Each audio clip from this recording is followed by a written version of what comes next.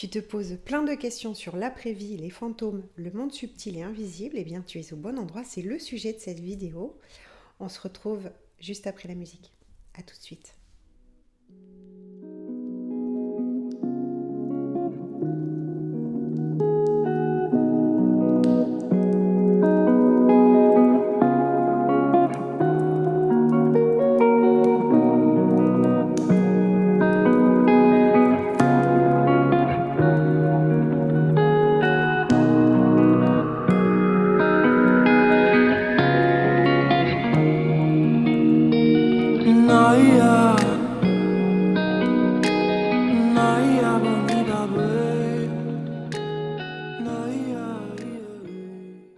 Bonjour à toi, je suis ravie de te retrouver dans cette deuxième vidéo sur le sujet des entités et du monde invisible. Et si tu ne me connais pas, bienvenue, je suis Karine et l'une de mes missions de vie est de t'aider à trouver ou retrouver ton plein potentiel en créant des ponts de conscience. Si tu ne me suis pas sur les réseaux sociaux, je t'encourage à t'abonner juste là. Et il faut que tu saches que cette vidéo est la suite d'une première vidéo sur le sujet des entités qui est déjà en ligne. Donc avant de continuer à visionner celle-ci, je t'encourage à visionner la première. Je te mets le lien juste là. Avant de commencer, j'aimerais déjà clarifier certains points qui me semblent importants comme la dernière fois. Alors, aujourd'hui, encore une fois, je vais aborder l'après-vie. Mais les mots que j'emploierai ou les notions que j'essaierai de t'expliquer sont issus de mon expérience en tant que médium. Cette expérience, elle m'est propre et il appartient à chacun et chacune d'entre vous de pouvoir expérimenter d'une manière ou d'une autre vos propres ressentis et vos perceptions. L'univers a sa propre intelligence et il appartient à chacun de pouvoir librement l'expérimenter. Allez, cette fois on commence. Une question qui revenait souvent en consultation, qui revient toujours en consultation, c'est savoir si un de tes guides peut être ta maman, ton papa, ta mamie qui est décédée. Alors oui et non. Oui, parce que comme je te le disais dans la vidéo précédente, les entités, même si elles sont désincarnées, continuent à exister dans le monde invisible et restent attachées en partie à ta propre énergie puisque vous avez co-créé une relation ensemble dans la matière. Donc si tu l'appelles ou que tu t'adresses à ta maman en pensant à elle et que tu as cette sensation réconfortante de ressentir sa présence ou son amour, c'est que tu as raison, elle est bien près de toi parce que tu l'as sollicitée. Mais cette aide que tu as connue comme étant ta maman, ton papa, ce n'est pas tes guides de lumière. C'est-à-dire que tes défunts peuvent t'apporter du réconfort et du soutien, mais eux aussi, ils ont autre chose à vivre en fait. Alors je sais, c'est un peu paradoxal, puisque je parle d'entités désincarnées et décédées, mais ce que je veux dire, c'est qu'ils doivent eux aussi continuer dans ce nouveau cycle. Par contre, tu as bien des guides spirituels ou des guides de lumière, c'est la même chose, qui t'accompagnent durant cette vie terrestre. Et eux, ils te sont dédiés et attribués pour ce temps de passage sur Terre. Ça ne peut pas être ni ton père, ni ta mère, ni ton chat. Car ce sont nécessairement des êtres ascensionnés, donc ce sont des êtres qui sont si évolués qu'ils n'ont plus besoin de revivre des expériences sur Terre et qu'ils nous font bénéficier de leur propre sagesse afin de nous guider. Puisque nous, par contre, entités incarnées, nous cherchons encore à nous élever spirituellement. Alors une autre question, c'est est-ce que les fantômes peuvent nous faire du mal comme dans les films ? Alors non, les fantômes, du moins les entités du monde d'en haut ou du milieu, ne peuvent pas te faire de mal. Du moins, pas volontairement. Ça serait trop long à t'expliquer, mais les films restent de la fiction. Donc même si parfois cela peut relater des faits réels, je pense notamment pour les plus récents à Conjuring ou Insidious, il y a des éléments du film qui se rapprochent effectivement de ce que nous vivons nous en tant que médiums, mais il y a par contre beaucoup d'autres éléments du film qui sont incorporés au scénario pour que cela soit plus spectaculaire.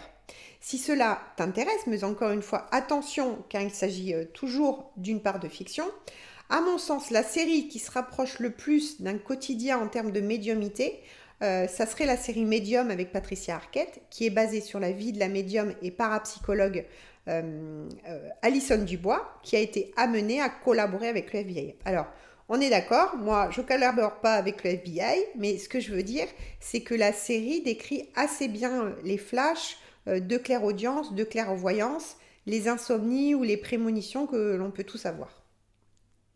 Alors, je voudrais simplement revenir sur le non volontairement. En fait, sache que lorsqu'il y a des accrochages, par exemple, les entités vampirisent ton énergie, mais elles ne le font pas pour te nuire. Elles le font car elles veulent se rappeler de leur vie incarnée et ressentir de nouveau des émotions et des sensations qu'elles n'éprouvent plus dans le monde invisible. Là, nous sommes bien d'accord, je parle des entités qui n'ont pas emprunté le tunnel de lumière, hein, et donc qui sont dans le monde du milieu. Et donc parfois ces entités dérangent les vivants. Donc déjà, comme je te le disais, en vampirisant leurs énergies, des habitants d'une maison par exemple, ou bien en essayant d'attirer leur attention. C'était d'ailleurs une question reçue sur Instagram. Donc oui, quand tu as l'impression de ne pas être seul alors que tu es seul, il peut en effet s'agir d'entités qui cherchent à attirer ton attention. Ils peuvent aussi déplacer des objets par exemple, ou en apparaissant dans des rêves, ou plutôt des cauchemars, ou si tu as l'impression que l'on te touche alors que tu es seul. Et c'est bien souvent là, d'ailleurs, que je dois faire intervenir dans un nettoyage de maison, parce que à ce moment, clairement, l'entité dérange le vivant. Mais dis-toi que si elle dérange, c'est simplement pour attirer ton attention, pour que tu fasses attention à elle, car elle veut simplement communiquer, te raconter ce qu'elle vit peut-être, même parfois que tu puisses passer un message. Et parfois même, elle cherche de l'aide pour rejoindre la lumière.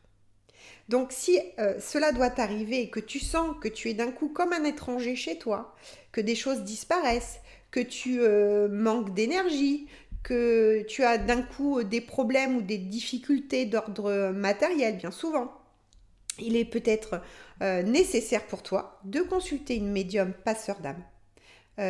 Elle vérifiera d'une part qu'il n'y a pas d'accrochage d'entité sur toi et d'autre part nettoiera ton lieu de vie et les énergies stagnantes.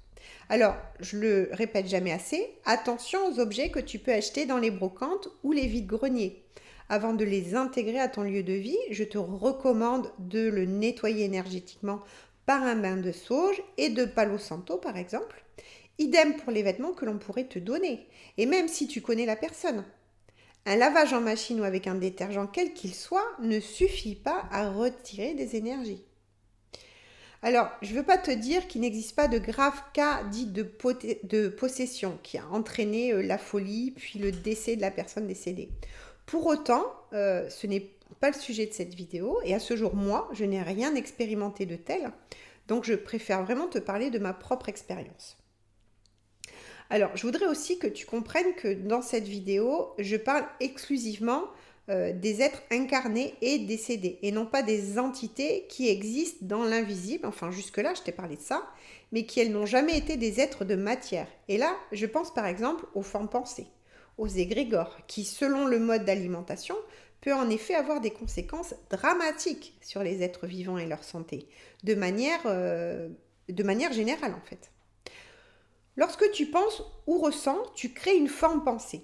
C'est une entité réelle, vivante, animée, créée par le processus de la pensée. Elle est faite d'énergie et contient une matière émotionnelle et mentale. Cette forme pensée, elle peut être soit positive, soit négative. C'est ce que je te disais tout à l'heure. Selon les pensées, les émotions dont elles sont nourries, dont elles émanent, cette pensée, par exemple, la colère crée une forme pensée négative, tandis que la gratitude ou la compassion crée une forme pensée positive.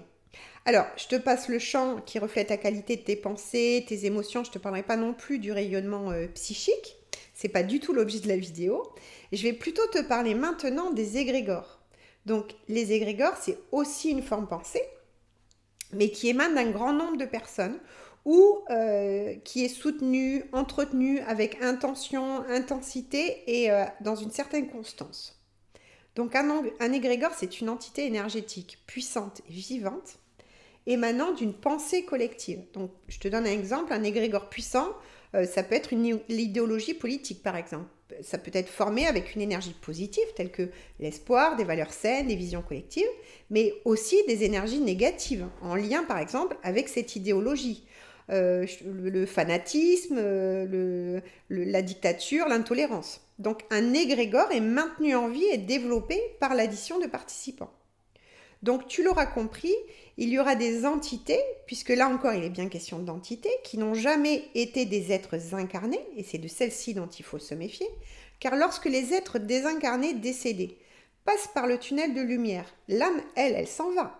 Elle va partir se nettoyer, et surtout comprendre ce qu'elle est venue expérimenter dans la vie qu'elle quitte. On est ok. Mais tout au long de sa vie, elle a expérimenté l'incarnation, on est d'accord. Et là, elle a créé donc des formes pensées dans cette vie, qui eux-mêmes ont permis d'alimenter des égrégores. Et selon la qualité de cette pensée, selon ce que cette âme est venue expérimenter, eh bien, parfois la forme pensée est largement négative. Et cette forme pensée a grossi et s'est constituée en égrégore. Et en vérité, c'est de ça dont on parle dans les films en faisant un amalgame avec les fantômes. Mais la réalité est tout autre. Pour imaginer ce que je te dis, c'est que si tu as déjà entendu parler de la maison d'Amityville, par exemple, tristement célèbre, qui a vu bon nombre de ses occupants soit être assassinés, soit décédés de façon tragique et inexpliquée, soit partir en hurlant de terreur, et donc dans le film, l'égrégore est personnifié par le diable, et même le fantôme de l'assassin précédent, qui était sûrement atteint de schizophrénie, en tout cas avait une pathologie lourde, Ronald DeFeo Jr., eh bien là, il s'agit d'un cas typique d'égrégore et non d'une attaque sournoise du diable ou d'un fantôme qui prendrait possession d'un des occupants pour perpétrer de nouveau ses crimes. Je te donne un exemple. Dans une famille, admettons que le père ait une idée politique négative, très arrêtée, type néo-nazi ou autre. Il va entraîner la mère, unir le fils, la fille, peut-être même qu'il invitera des gens qui passeront comme lui et organisera des débats autour de ce sujet. Bien, mais une fois que ces êtres incarnés seront décédés et que les âmes partiront expérimenter autre chose, que crois-tu qu'il adviendra des égrégores formés dans le lieu qui a été habité par cette famille ? Eh bien, elles restent là, elles imprègnent les murs de la maison. Et que se passe-t-il si toi tu arrives et tu habites la maison ? C'est là que tu risques effectivement d'y perdre ta santé, d'être chamboulé dans ton corps émotionnel, dans ton corps psychique, sans que tu comprennes ce qui se passe d'ailleurs. Alors, j'ai essayé d'être la plus simple possible pour que tu comprennes ce que c'est, car je te promets que pour y avoir eu affaire, je préfère 100 fois traiter avec les fantômes qu'avec ces égrégores. Et quand tu rentres dans une maison pourrie énergétiquement par un égrégore en tant que médium, je te promets que tu ressens très vite que ça va très mal. D'ailleurs, tout est pourri du sol au plafond. Les gens et les animaux qui y vivent sont clairement en mauvaise santé. Donc, en conclusion, tu ne dois pas avoir peur des fantômes, ou plutôt des entités désincarnées et décédées, mais plutôt des entités non incarnées. Donc, pense aussi aux prochaines générations, et toi aussi, s'il te plaît, nourris ton quotidien de belles pensées pour laisser un bel impact environnemental. J'aimerais également revenir sur le sujet des entités du monde d'en bas. Maintenant que je t'ai expliqué les formes pensées et les égrégores, et tu l'auras compris, ce sont effectivement des entités qui font partie du monde d'en bas, tu comprends ainsi mieux pourquoi certaines entités se perdent et ne passent pas la lumière. Si elles sont vampirisées de leur vivant par ces égrégores négatives, c'est là que l'on peut aussi parler de possession. Et cela peut avoir des conséquences funestes sur leur corps physique jusqu'à les pousser au suicide ou à anéantir le corps.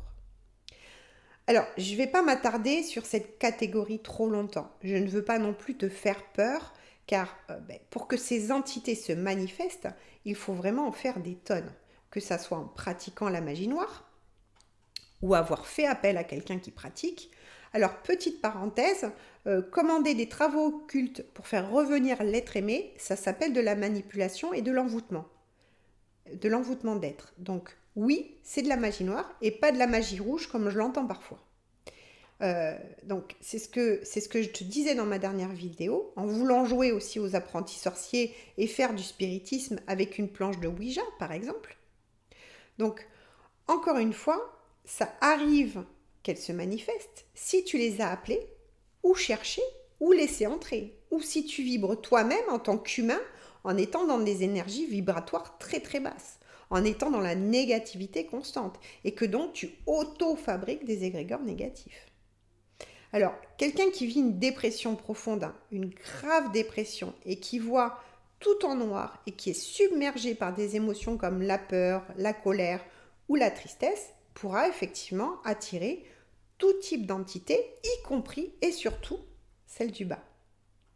La problématique, c'est que ça va commencer à créer un cercle vicieux. L'entité négative va se nourrir de ces basses émotions et plus elle va le vampiriser, plus la personne vibrera et continuera à vibrer ces émotions-là et cela va maintenir la personne dans cet état.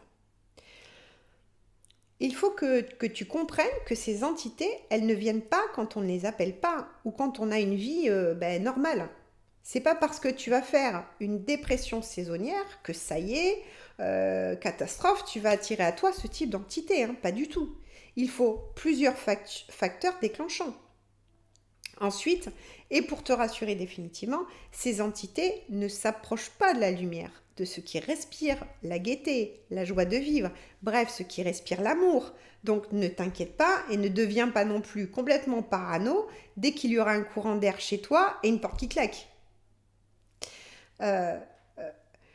Et puis, si tu as fait l'expérience du spiritisme, pas de panique non plus. Tu n'as sans doute rien déclenché, je te rassure. Et quoi qu'il arrive, les médiums sont aussi là pour t'aider à fermer une porte que tu aurais ouverte. Ça m'est arrivé de le faire, par exemple, lors d'un nettoyage de maison.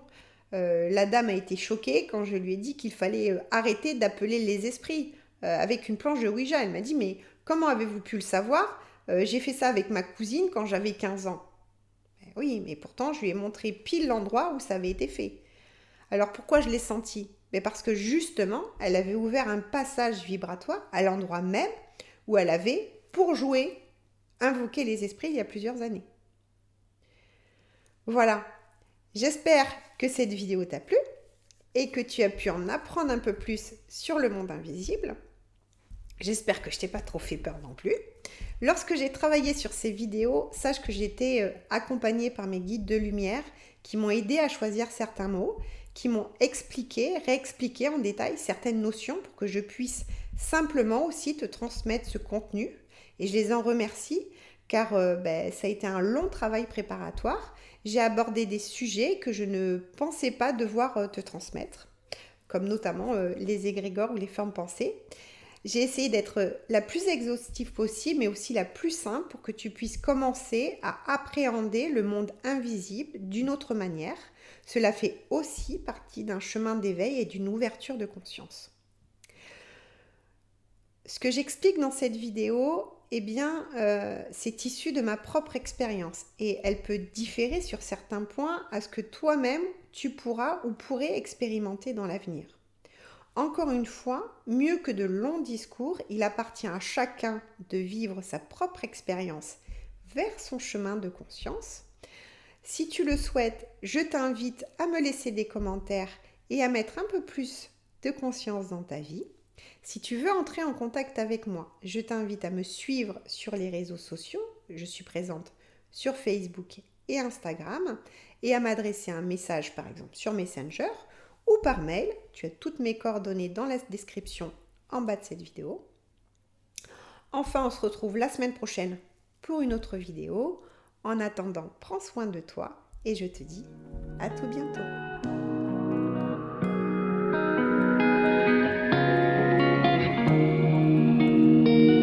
Naya, Naya,